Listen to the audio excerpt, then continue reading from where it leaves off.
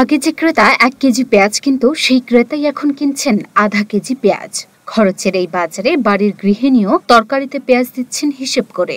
বাঙালির রান্না করার একটি অন্যতম প্রধান উপকরণ এই পেঁয়াজের দাম যে নাগালের বাইরে চলে যাচ্ছে, সেটা কিভাবে সামলাচ্ছেন মানুষ? মাঠের অলরাউন্ডার আমি, আর ঘরের allrounder Tylox. Tylox toilet cleaner, clean মানেই টাইলক্স। বেশ কিছুদিন ধরেই চলছে পেঁয়াজের বাজারে আগুন দশা। প্রতি কেজি দেশি পেঁয়াজ বিক্রি হচ্ছে ১৪০ টাকায়, আর ভারত থেকে আমদানি করা পেঁয়াজ কিনতে গুনতে হচ্ছে ১২০ টাকা। এত বেশি দামে পেঁয়াজ কেনায় ক্ষুব্ধ যেমন ক্রেতারা, তেমনি খুচরা বিক্রেতারাও অসন্তুষ্ট।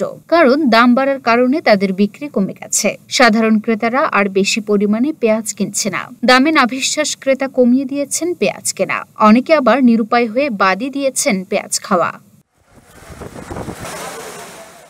দামের সাথে তাল মেলাতে না পেরে ক্রেতা যখন পেঁয়াজ কেনা কমিয়ে দিয়েছেন, এমন অবস্থায় বিপাকে পড়েছেন খুচরা বিক্রেতারাও। তাদের ব্যবসায়ও ভাটা পড়েছে। কাস্টমার কমে যাওয়ায় অনেক বিক্রেতার খরচই উঠছে না। তাই অনেক বিক্রেতাও বন্ধ করে দিয়েছেন দোকানে পেঁয়াজ রাখা। লুনা আফরোজ নিপা, ঢাকা পোস্ট।